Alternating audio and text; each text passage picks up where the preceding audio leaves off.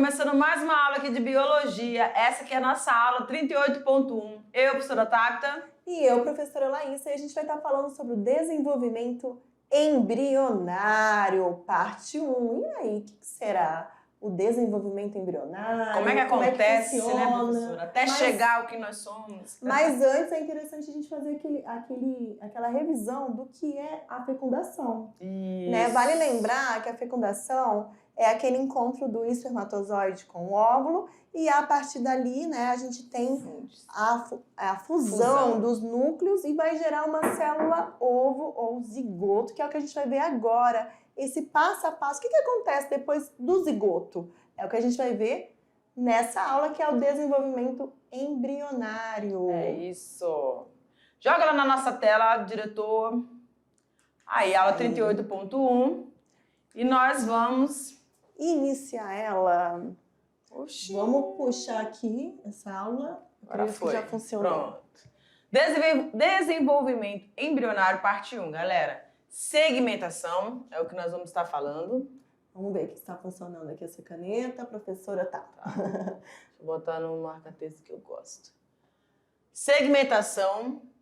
Você lembra quando a gente estava falando sobre reprodução, que nós falamos da estrobilização? Era lá nas hidras, né? Que elas formam, se fragmentam e formam as medusas. A segmentação também são divisões, tá bom? Que vai acontecer a partir do momento que você tiver lá aquele processo de fecundação, formando a célula ovo zigoto, enfim. Vamos falar da gastrulação, da organogênese. A gastrulação, durante a aula você vai lembrar do que é. Mas na organogênese a gente já pode fazer uma mensuração, né, professora? Sim. Organogênese. Gênese ou origem de quê? De órgãos, né? Aí nós temos também os anexos embrionários. Que são estruturas que estão relacionadas a proteger, nutrir o embrião. Perfeito. Vamos estar falando mais adentro aí nas próximas lâminas. Simbora então. Continuando, desenvolvimento embrionário. Vamos usar como modelo da embriogênese o desenvolvimento de um protocordado anfioxo. Esse animal apresenta um ovo semelhante ao da maioria dos mamíferos, que é chamado de oligolécito. Olha aí. Esse animalzinho é muito pequenininho, né, professora? Anfioxo. E ele é encontrado aí nessas regiões litorâneas, né? A gente vai ver que durante o processo de desenvolvimento desses organismos, você vai ter fases e elas não são iguais para todos os animais. A gente tem que lembrar que nós temos animais vertebrados e invertebrados. Então, para cada tipo de animal, você vai ter uma organização distinta. Isso aí, vamos continuar aqui com a lâmina. A embriologia do anfioxo. Então vamos lá, lembra do que eu acabei de falar, da fecundação, o encontro do espermatozoide com o óvulo? A partir dali a gente tem a fusão dos núcleos e a formação de uma célula, de uma única célula, uma única unidade celular que a gente chama de zigoto. A partir do momento que esse zigoto ele é formado, essas células elas passam pelo processo que a gente chama de segmentação, que são o quê? Que é a multiplicação, sucessivas divisões mitóticas. Lembrando, divisões mitóticas, 2 N's. E essas divisões vão gerar vários estágios, né? Que a gente acabou de citar para vocês: segmentação, gastrulação e organogênese até chegar no indivíduo. Então vamos acompanhando aqui a imagem, gente. Ó, você tem o zigoto formado, como a professora Laísa falou. Aí ele vai se segmentar. 2. A gente vai chamar de blastômeros. Aí nós temos nós temos os 2 estágios aí, em 4. Aí depois em 8, tá aqui. E aí, na sequência, você vai ter, ó, uma mórula. Isso mesmo. A mórula, ela é, na verdade, uma célula já com 16 e um pouquinho, mais, né, de divisões. Amontoado. Isso. Aí você vai ter uma blástula, tá? A blástula, você pode ver que ela começa a ter um achatamento, ela vai começando a pegar forma para a segunda fase que vai acontecer aqui, tá? Então, nós temos os blastômeros, eles vão formar aí as mórulas, a blástula, e aí a gente vai dando sequência aí para esse processo. Justamente. Então, o desenvolvimento embrionário nos organismos pluricelulares, ele é muito semelhante, a ponto de ser resumido em 3 fases. No caso, segmentação ou clivagem.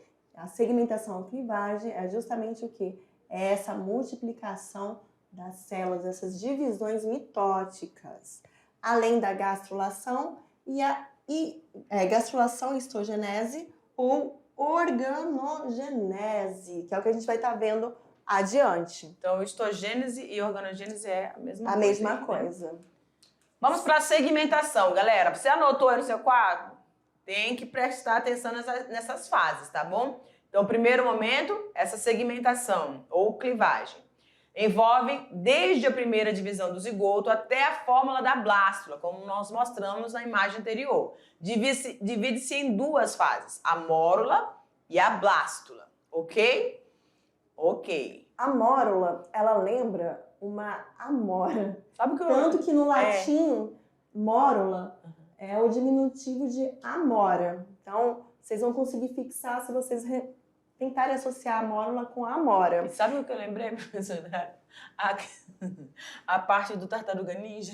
Aquela parte do interior. Então, assim, o que vocês conseguirem associar, melhor ainda para vocês fixarem o conteúdo. Perfeito. Então, segmentação é desde a célula ovo-zigoto até a formação da blástula. E essa formação da blástula se dá por várias clivagens, várias divisões mitóticas. Sim.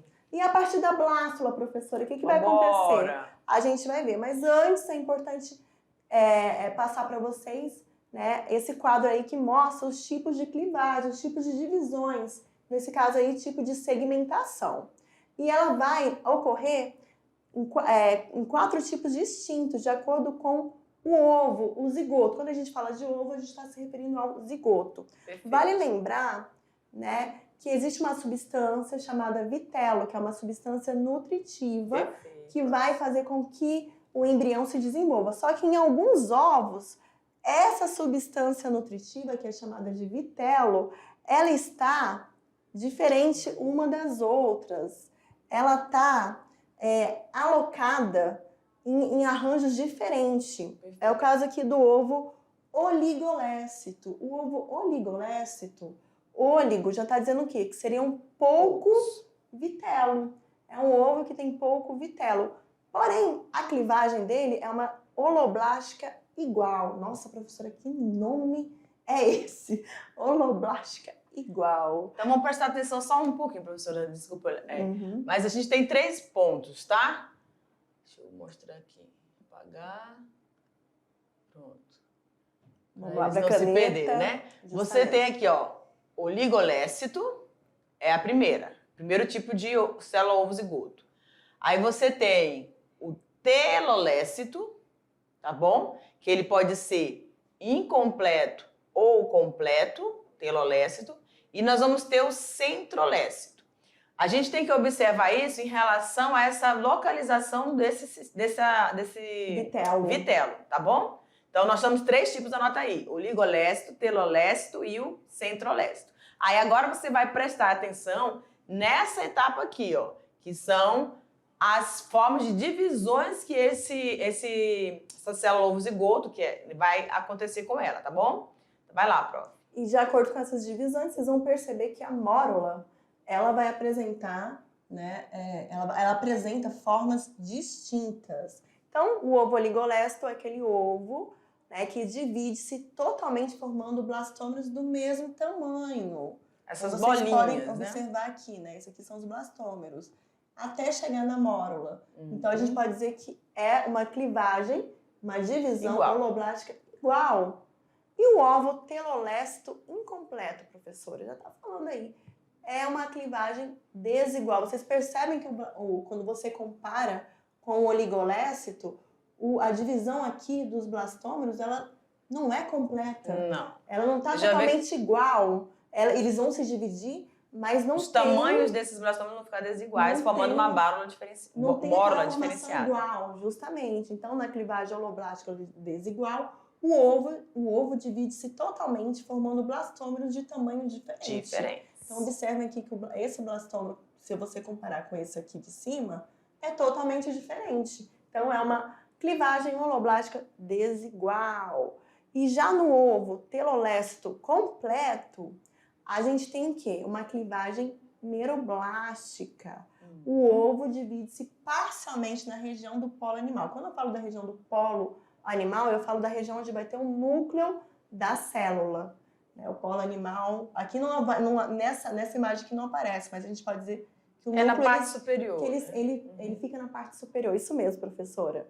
E a divisão também é parcial. Olha aqui a mórula, quando a gente compara com a mórula do ovo oligolécito. Olha a diferença dessa divisão. Onde está se concentrando? Vocês estão vendo esses amarelinhos? Onde está se concentrando esse amarelinho é o quê? É o vitelo.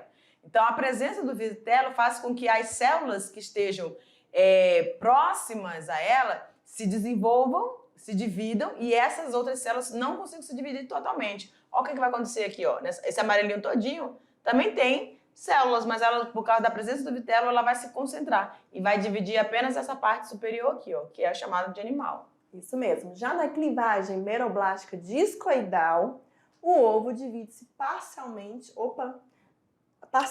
né, na região do polo animal disco germinativo, que foi o que a gente acabou de citar. Completo. Vamos agora falar sobre o ovo centrolécito, que é a clivagem meroblástica superficial. Já tá falando, né? Algo superficial, de superfície. Das extremidades, das margens, superficial. Você até observa aqui, né? Dá até pra gente observar aqui.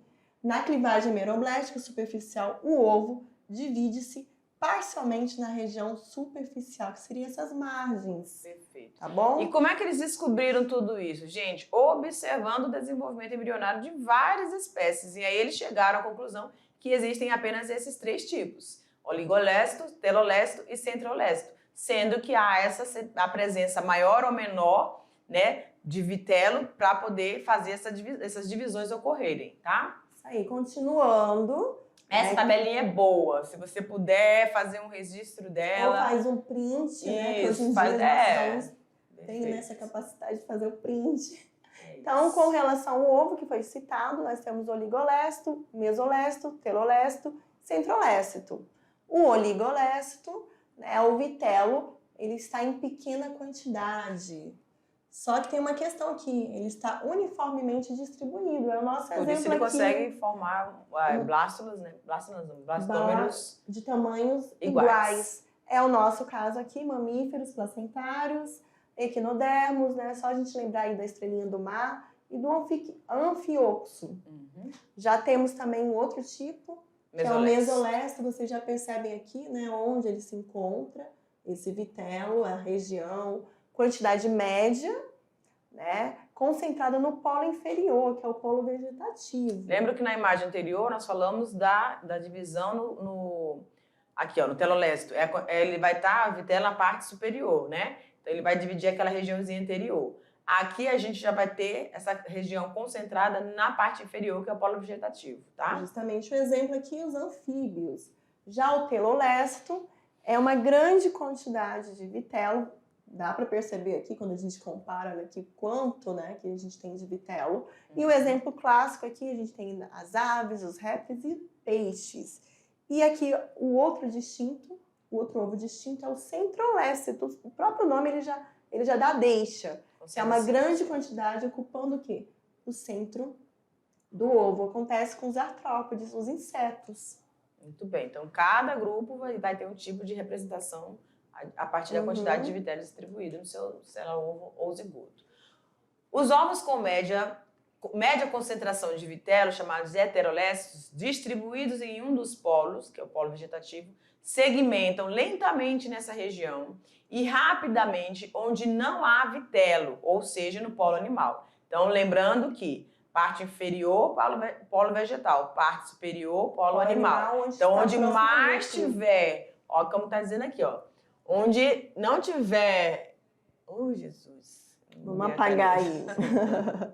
Espera aí que a professora vai apagar aqui. Pronto, apagou, professora. Marca texto. Onde mais tiver vitelo, tá? Você vai ter menos divisão. Onde tiver menos, você vai ter mais divisão, tá certo? Não é à toa que o oligolesto ele tem a divisão completa. Isso. Igual, porque ele tem pouco Distribuído vitelo. aleatoriamente. Justamente. Ovos nos quais a grande quantidade de vitelo sofre segmentação parcial, ficando a clivagem restrita, então, à região do ovo sem o vitelo, que é no caso os telolestos, completos e centrolestos. Tudo bem por aqui, né, gente? Até aqui tudo bem? Tranquilinho? Então a gente já sabe que a coordenação, essa mudança de divisões pode acontecer de acordo com a distribuição do vitelo na célula ovo zigoto. O que a gente vai ter então na segmentação? Várias divisões que vão formar os blastômeros até chegarmos aonde, professora? Na mórula, né? Justamente. Muito bem. Seguindo aqui. Agora a gente vai para a segunda fase. Segunda parte, que é a gastrulação. Perfeito. Lembra que da mórula a gente forma a blástula. Que é isso aqui. Que é essa imagem que vocês estão vendo aqui. Então, o processo de gastrulação não é igual em todos os cordados. Aí já ficou bem claro por conta dos tipos de ovos. Mas sempre ocorre a transformação de uma blástula de um embrião em uma gástrula, que é constituída por 3 folhetos ou tecidos embrionários: ectoderme, mesoderme e endoderme. Vamos estar falando mais adiante um pouquinho desses 3 folhetos e o que cada um vai gerar, vai formar. Então aqui, gente, seria a fase final, né, do processo da segmentação e a entrada, o início do processo que a gente chama de gastrulação. Então, o que vai acontecer? Vocês percebem que aqui a gente tem um ovo bem redondinho. Depois de um tempo, conforme esse ovo começa a se dividir, a se multiplicar ao processo da mitose, esse ovo ele vai ganhando o que a gente chama de evaginação. É como se você pegasse o seu dedinho e empurrasse ele, né? Essa bolinha empurrasse e criasse, né, essa evaginação, essa entrada. E depois de um tempo, a gente vai, essa gástrula, nós já temos uma gástrula, tá? Da blástula já se tem o quê? Uma gástrula. Nós já vamos ter a ectoderme, que está relacionada, né, aos tecidos embrionários, que essa porção aqui é a porção de fora. Depois da ectoderme, vamos ter a endoderme e também o blastóporo, além do arquêntero. O arquêntero, gente, é como se fosse essa parte oca, essa entrada. É a entrada, a gente pode dizer assim que é a entrada. Que esse ovo é como se você furasse ele e tivesse essa entrada. E essa entrada fosse chamada de arquêntero. Quando a professora falou ali daquela entrada, daquela invaginação, você pode ver que vai acontecer várias dobras. Esses dobramentos que vão acontecer nessas unidades celulares é que vão formar todas essas características da parte externa, chamada de ectoderme, da parte interna, chamada de endoderme, e entre a ectoderme e a endoderme, você vai ter aí a mesoderme, que não está aparecendo ali na imagem, mas tem ela entre elas. E aí você tem a abertura, que vai ser o blastóporo, e o arquêntero, a parte mais dentro, formada por um conjunto de células diferenciadas. Então, o que a gente está vendo aqui? Um arranjo de células, que cada uma delas já tem uma determinação do que elas vão formar, né, professora? Justamente. Continuando aí, nesse momento, vão se formar os 2 primeiros folhetos embrionários, um mais externo, nesse caso aqui o mais externo é a ectoderme, e um mais interno, né, o mais externo, a ectoderme, e outro mais interno, que é chamado de endoderme. É o azulzinho. Que está revestindo uma nova cavidade do embrião. Além desses, né, como a professora citou, nós temos também a mesoderme. Olha aqui a mesoderme, que é essa rosinha aqui, que é o rosinha. É a parte do meio. Justamente, né, revestindo uma nova cavidade do embrião. O arquêntero, o qual vai formar um novo tubo digestório. Olha aí, gente, já tem uma função aqui, ó. Essa proeminência, esse buraquinho, né, já vai formar o quê? um novo tubo digestório do embrião em desenvolvimento. O arquêntero já apresenta uma comunicação com o meio externo, através do blastóporo. Então, a entrada desse arquêntero é o blastóporo, né? Como a Justamente, gente mostrou o lá na imagem blastóporo anterior. fica mais para cá, o arquêntero é mais É a entradinha. adentro, mais Isso. adentro, um pouquinho, tá bom? Perfeito. De acordo com o desenvolvimento do blastóporo, os animais podem ser classificados em protostômios ou deuterostômio. Parece deuteronômio. É o nome, livro da Bíblia. A biologia, os termos são tão complexos que até as professoras aqui... Não, tem hora que a gente... Normal, gente, mas normal. faz parte, Você não acertar uma nomenclatura da biologia de primeira, tranquilo, tá? Faz parte. É um destrava-língua. Vamos lá, gente. Nós temos, né, essas duas classificações, protostômios ou deuterostômio. Então, aqui, ó, mais uma vez o blastóporo, que é essa porçãozinha aqui, ó, que a professora vai pintar aqui para vocês. E daqui, desse desenvolvimento, a gente vai ter dois tipos de classificação. São os animais, os embriões, né, protostômio ou deuterostômio, de acordo com o que ele vai formar primeiro. Nós temos quando ele forma primeiro o ânus, vai ser chamado de protostômio. Quando ele forma por último o ânus, aí ele é chamado de deuterostômio, que é posterior. Então, o protostômio a gente pode dizer que se forma primeiro a boca para depois formar o ânus. E o deuterostômio forma primeiro o ânus para depois gerar a boca. Isso aí. No protostômio, o blastóporo origina a boca, que foi o que a gente acabou de citar aqui para vocês. E o ânus surge uma abertura secundária, como acontece com a maioria dos animais. Já nos deuterostômio, o blastóporo origina o ânus e depois surge o quê? A boca secundariamente, como ocorre com os equinodermas, estrelas, ouriço, e com os cordados, anfioxo, peixes, anfíbios e mamíferos. Perfeito. Isso aí. Continuando, a gástrula diblástica, ou seja, com dois folhetos embrionários, o ectoderme e a endoderme, devem evoluir para uma gástrula triblástica, o qual apresenta ainda mesoderme. Lembra dos folhetos germinativos de uma gástrula diblástica? Ela vai evoluir para uma triblástica. Perfeito. Justamente. Então, só mostrando na imagem, a gente tem ali a gástrula jovem, com seu arquêntero. Aí nós vamos ter as estruturas na parte superior, gástrula de um animal diblástico, ou seja, ele só vai ter a ecto e a endo. Aí você vai ter um animal podendo ter as três, que é chamado de gástrula triblástica. Ecto, meso e endoderme, ok? Isso aí. O mesoderme no anfioxo, como nos demais cordados, vão desenvolver-se a partir das paredes do arquêntero, formando duas bolsas laterais que se expandem entre o ectoderme e o mesoderme, e o endoderme, desculpa, que a gente vai chamar de celoma, né? É isso aí, seria essa porção que vocês estão vendo aqui na imagem em amarelo. E o celoma, ele é uma cavidade que em alguns animais vai aparecer, em outros não vai existir, que é o que a gente vai ver mais adiante. Perfeito. Ao mesmo tempo, algumas dessas células no teto do arquêntero vão iniciar um processo de intensa multiplicação e vão formar um eixo dorsal. Olha que interessante, gente.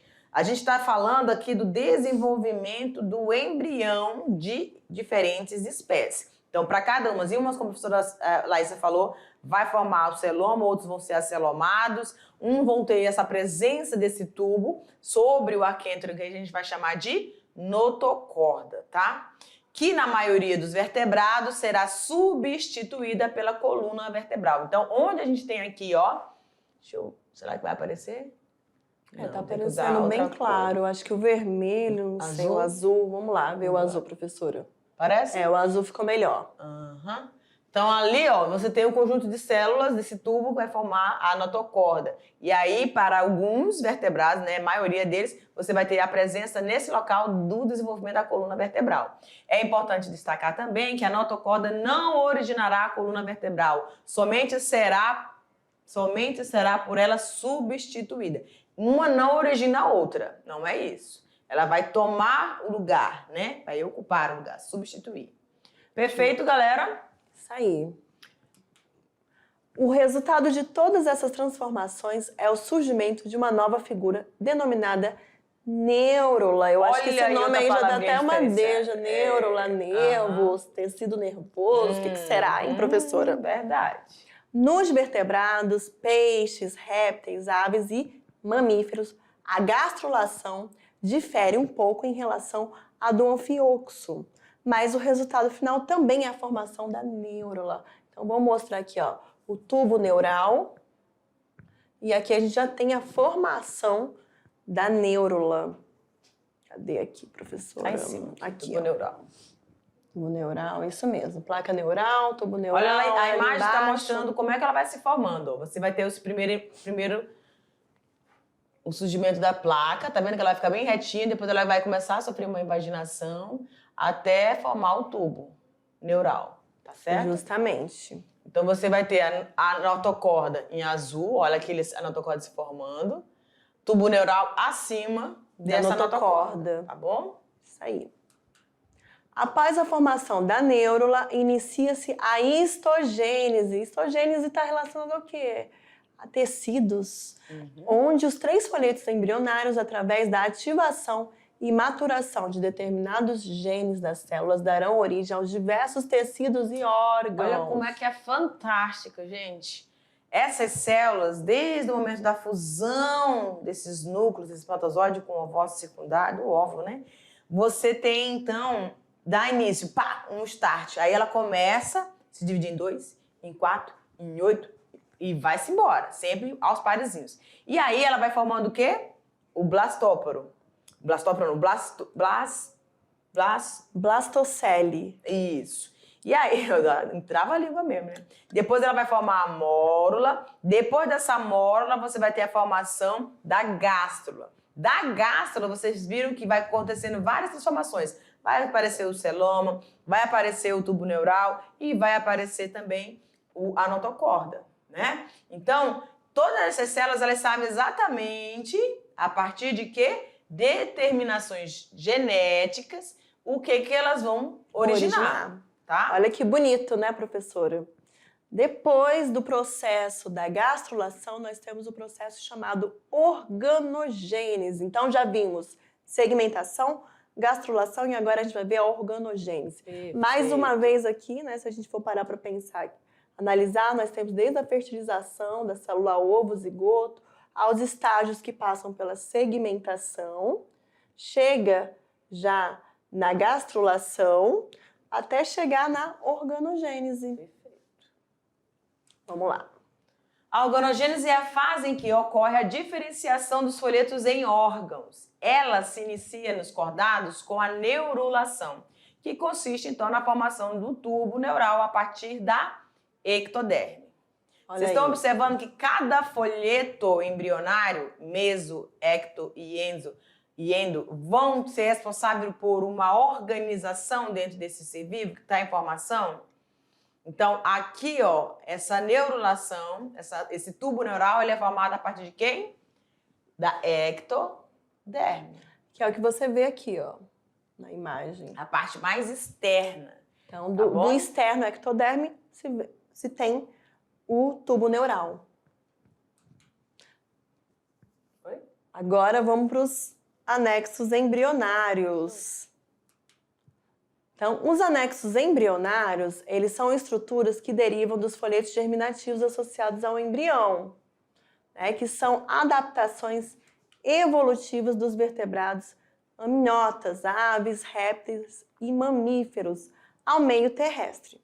Os anexos embrionários, eles são de 4 tipos: âmino, saco vitelínico, alantoide, incóreo, né? São estruturas que vão garantir a sobrevivência daquele embrião. Lógico que em determinados animais, né, em determinados indivíduos, a gente vai ver, né, esses anexos embrionários muito mais ativos do que em outros. Então, de acordo, né, com a individualidade dos animais, dos grupos, vocês vão ver melhor como é que funcionam esses anexos embrionários. Então, são duas coisas distintas. A gente tem os folhetos embrionários, que também são 3, né? Que também são, não, porque os anexos são 4. Mas os folhetos são 3. Ecto, meso e endoderme. E aí vocês viram que para cada um vai formar uma situação diferente dentro, aliás, formando o indivíduo em si, né? Tubo neural, notocorda, tá bom? Cada uma dessas estruturas. Agora aqui a gente já está com o embriãozinho já com seus órgãos para serem preparados, e aí cada um deles vai ter uma função, uma distinção. Então nós vamos ter os 4 tipos: âmino, saco vitelínico, alantoide e o córium. Perfeito? Vamos ver agora a localização de cada um deles no indivíduo. Olha lá. São denominados amniotas os seres vivos que possuem anexos embrionários que constituem uma bolsa chamada de âmnio. Então, vamos mostrar aqui o âmnio. Olha aqui, pessoal, o âmnio. Tá bem aqui. Então, denominados, né, amniotas, os seres vivos que possuem esses anexos embrionários. Olha aí a bolsa. A gente consegue visualizar menor. Deixa eu ver se eu consigo remarcar ela aqui. Eu acho que esse olhão aí já é do embrião em formação, tá, já. Gente? Já tá. É ele ali no meio, envolvido pelo esse âmnio, tá? E aí aqui a gente tem as estruturas que compõem, né, esses anexos embrionários, desde o cordão umbilical, por onde vai ser passados os nutrientes para aquele indivíduo, a presença do saco vitelínico, que é o que vai sustentar, nutrir o indivíduo, o córeo,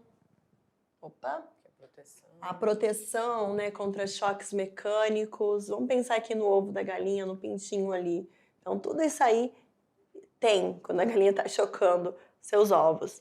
Além do alantoide, o próprio amniótica, o líquido amniótico, né, a cavidade amniótica. E aqui a gente tem também a casca do ovo, que é a proteção, que protege o embrião dos perigos externos, a gente pode dizer assim. Deixa eu mostrar aqui. Perfeito.